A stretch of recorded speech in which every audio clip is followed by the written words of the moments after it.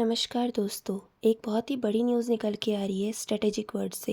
जब दुनिया क्रिसमस और न्यू ईयर की तैयारियों में बिजी थी, तब इंडिया ने बे ऑफ बंगाल में एक ऐसा धमाका किया है जिसकी गूंज बीजिंग से लेकर इस्लामाबाद तक सुनाई दी है।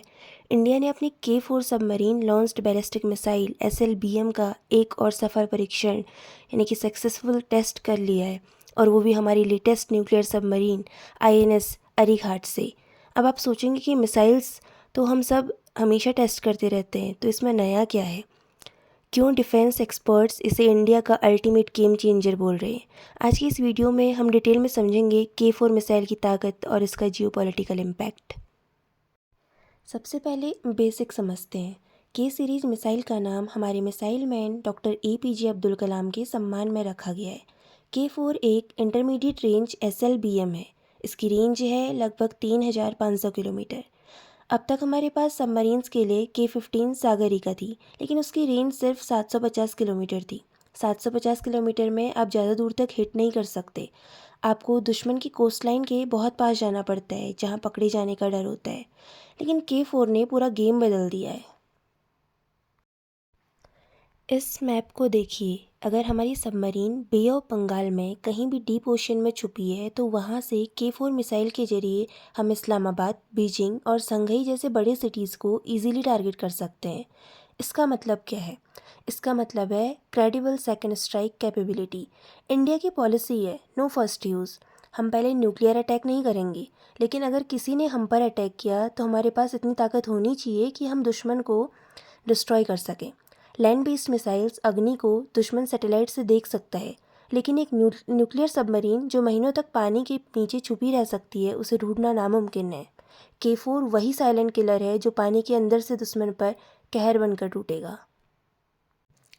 इस टेस्ट की टाइमिंग बहुत इंटरेस्टिंग है। हाल ही में इंडियन नेवी ने एक कैट एंड माउस गेम खेला। चाइनीज रिसर्च वेसल, जिन्हें हम स्पाई शिप्स कहते हैं, इंडियन ओशन में घूम रहे थे इस टेस्ट को मॉनिटर करने के लिए। लेकिन इंडियन अथॉरिटीज़ ने बड़ी चालाकी से नोटिस टू एयरमैन जारी किया और फिर टेस्ट को मॉनिटर किया। रिपोर्ट्स के मुताबिक ये टेस्ट INS अरीघाट से हुआ है, जो हमारी दूसरी nuclear powered ballistic missile submarine है। अब देखते हैं टेक्निकल स्पेसिफिकेशंस। इसका वेट है 17 टन, एक्यूरेसी CEP 10 मीटर से भी कम है, यानी कि टारगेट पर बिल्कुल सटीक निशाना। और ये मिसाइल रास्ते में अपनी डायरेक्शन बदल सकती है, जिसकी वजह से दुश्मन के मिसाइल डिफेंस सिस्टम्स जैसे चाइना का S-400 या उनका इंडिजीनियस सिस्टम इसे इंटरसेप्ट नहीं कर पाएंगे।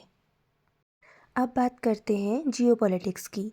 चाइना के लिए सबसे बड़ी चिंता की बात है। क्यों?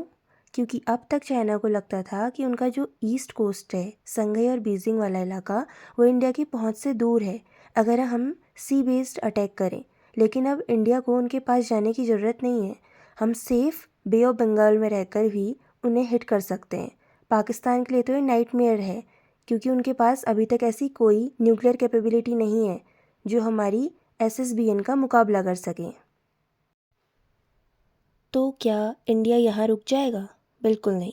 DRDO अब काम कर रहा है K5 यानी 5000 किलोमीटर और K6 6000 प्लस किलोमीटर मिसाइल्स पर। जब ये आ जाएंगी तो इंडिया दुनिया के उन चुनिंदा देशों में शामिल हो जाएगा जिसके पास ट्रू इंटरकॉन्टिनेंटल SLBM कैपेबिलिटी होगी, जैसे USA, रशिया और चाइना। दोस्तों, ये टेस्ट सिर्फ एक मिसाइल का टेस्ट नहीं है, ये इंडिया के आत्मनिर्भर होने का है और एक ग्लोबल सुपर पावर बनने की तरफ एक बड़ा कदम है। आपका क्या मानना है? क्या K4 मिसाइल के बाद चाइना का इंडिया की तरफ देखने का नज़रिया बदलेगा? कमेंट सेक्शन में अपनी राय ज़रूर दीजिए।